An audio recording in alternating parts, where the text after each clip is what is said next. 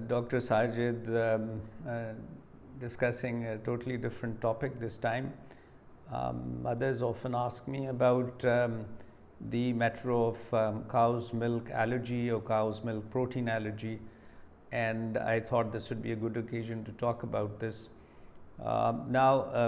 Milk is very beneficial for human health, and it is recommended as the first food. Certainly in the first year or two of life it is very important, but it is of some surprise to some parents that one can develop an allergy to milk. Now specifically we are referring to what is called cow's milk allergy.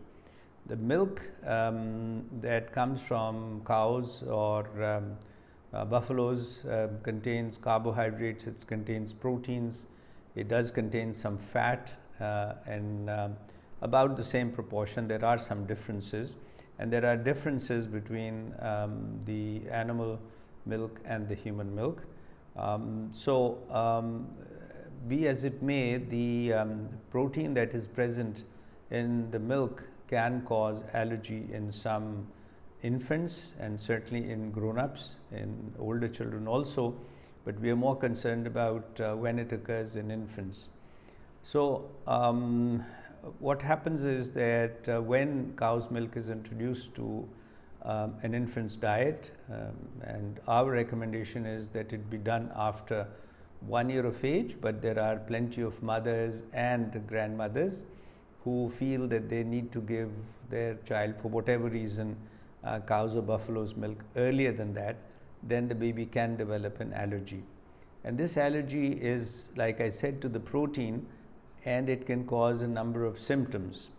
Now the symptoms generally have to do with some loose stools, these loose stools may be accompanied by discomfort, sometimes with a little bit of mucus or blood. Also other symptoms of allergies such as skin rashes or form of eczema as we call it, or respiratory symptoms like a little bit of a runny nose, a little cough may accompany this. So generally this is the triad: the skin, the respiratory and the gastrointestinal symptoms is what we see in most cases of cow's milk protein allergy. Of course, in some instances there is more severe reaction and the child can get very, very sick right away.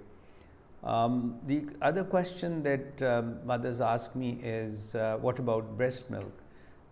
Yes, we do diagnose forms of cow's milk protein allergy even in those who are being breastfed, and the mechanism here is that the mother may be drinking cow's or buffalo's milk, and she may actually increase her milk intake while she is breastfeeding, considering that in taking more milk will lead to more to increased production of breast milk, and therefore it may be beneficial. So if the doctor suspects that that is what is happening, then he will ask you to ask the mother to discontinue milk and milk products from her diet for a period of anywhere from 2 to 6 weeks. And if she can do that, and of course you know that milk is present in many items of food, for example biscuits and cakes, cookies and even bread. So if she discontinues her cow or buffalo milk intake, then it has a positive impact on the baby. Now there are no particular tests to be done, although a doctor may advise an allergy test or a stool test in order to verify his thought process, and then the only treatment is to discontinue the cow's milk or the buffalo milk. And like I said, when you do that, there is improvement in symptoms. So the treatment is avoidance, and it is easily done.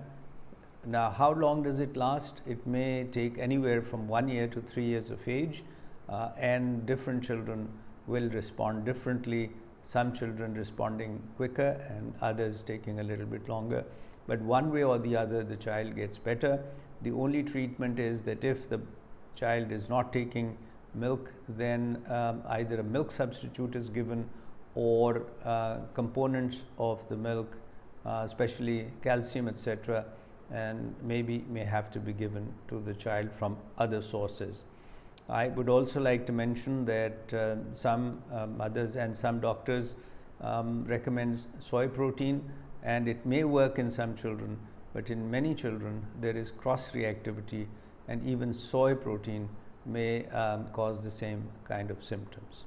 So avoidance and being aware that this can happen, and discussion with your doctor is very important.